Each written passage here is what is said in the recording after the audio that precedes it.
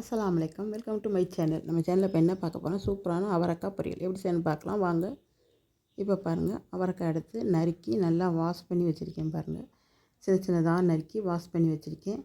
அதுக்கு தாளிக்கிறதுக்கு கடுகு 1 ஸ்பூன், கடுகு உளுந்து 1 ஸ்பூன் எடுத்து வச்சுருக்கேன். அப்புறம் பருப்பு, துவரம் பருப்பு வேக வச்சு வச்சுருக்கேன் ஒரு 50 கிராம். வெங்காயம், ஒரு பெரிய வெங்காயம் எடுத்து நறுக்கி வச்சுருக்கேன். பச்சை மிளகாய் 2 எடுத்து நறுக்கி வச்சுருக்கேன். இதில் வந்து கருவேப்பிலை கொஞ்சமாக எடுத்து வச்சுருக்கேன். எல்லாமே எடுத்து வச்சுருக்கேன். வாங்க, அடுப்பில் ஒரு சட்டியை வச்சுக்கலாம். சட்டியை வச்சு அதில் எண்ணெய் சேர்த்துக்கிடுவோம். இப்போ எண்ணெய் காயட்டும். நல்லா எண்ணெய் காஞ்சதுக்கப்புறமா அந்த 1 ஸ்பூன் கடுகு உளுந்தம் பருப்பையும் சேர்த்துக்கிடுவோம். அது நல்லா காயணும், நல்லா பொரியணும். நல்லா பொரிஞ்சதுக்கப்புறம் வெங்காயத்தை சேர்த்து, ஒரு வெங்காயம் நறுக்கி வச்சுருந்தோம் இல்லையா, பெரிய வெங்காயம், அதையும் சேர்த்து நல்லா வதக்கி விட்டுக்குவோம். அது கூட அந்த பச்சை மிளகா 2 பச்சை மிளகா நறுக்கி வச்சுருக்கோம், அதையும் சேர்த்து அதையும் வதக்கி விட்டுக்கலாம். இது ரெண்டுமே நல்லா வதங்கணும். வதங்கினதுக்கப்புறமா கொஞ்சமாக கருவேப்பிலை சேர்த்துக்கலாம். இந்த கருவேப்பிலையும் சேர்த்து நல்லா வதக்கிக்கிடுவோம். இப்போ கருவேப்பிலை சேர்த்துக்கிடலாம். இப்போ கருவேப்பிலையும் சேர்த்து நல்லா வதக்கிக்கலாம். இந்த வெங்காயம், பச்சை மிளகாய், கருவேப்பிலை எல்லாமே நல்லா வதங்குற மாதிரி நல்லா வதக்கிக்கிடலாம். நல்லா வதங்கி வரணும். வதங்கி வந்ததுக்கப்புறமா நம்ம நறுக்கி வாஷ் பண்ணி வச்சுருக்க அந்த அவரைக்காயை இதில் சேர்த்துக்கிடலாம். நல்லா கழுவிட்டு வாஷ் பண்ணி வச்சுருக்கேன். இப்போ இந்த அவரைக்காயை இதில் சேர்த்துக்கிடலாம். இதை சேர்த்து அவரைக்காயை நல்லா வதக்கிக்கிடலாம்.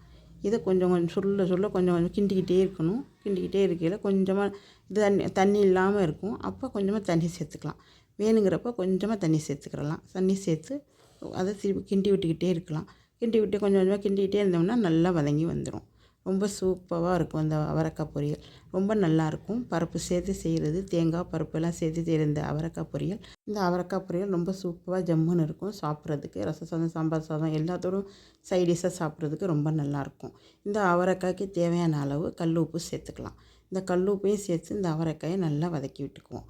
தண்ணி இல்லாமல் இருந்தால் தண்ணி விட்டு காய் வேகும். தண்ணி பத்தலைன்னா கொஞ்சமாக தண்ணி சேர்த்துக்கலாம். இல்லையே அதிலேயே கிண்டி விட்டுக்கிட்டே இருந்தோம்னா அதிலே காய் வெந்துடும். இப்போ பாருங்கள், நல்லா காய் 3/4 வேக்காடு வந்துருச்சு பாருங்கள். நல்லா வெந்துக்கிட்டு இருக்குது. உப்பு சேர்த்தாச்சு. உப்பு சரியாக இருக்கான்னு பார்த்துக்கோங்க.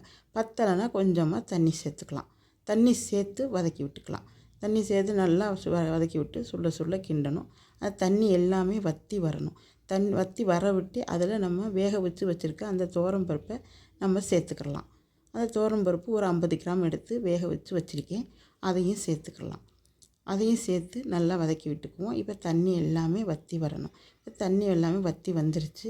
வந்ததுக்கப்புறமா அந்த தேங்காய் பூ 2 சில்லு எடுத்து தேங்காய் பூ அரைச்சி வச்சுருக்கேன், பூவாக வச்சுருக்கேன். அந்த பூவையும் சேர்த்து நல்லா வதக்கி விட்டுக்கலாம். நல்லா வதக்கி விட்டதுக்கப்புறமா நல்லா சூப்பராக ஜம்முன்னு ரெடி ஆகிடும் அவரைக்காய் பொரியல். இதை நீங்களும் செய்து பார்த்துட்டு எப்படி கமெண்ட் பாக்ஸில் கமெண்ட் பண்ணுங்கள், லைக் பண்ணுங்கள் மறந்துடாமல். அடுத்த ஒரு மினி விழாக்கில் பார்க்கலாம். பாய்.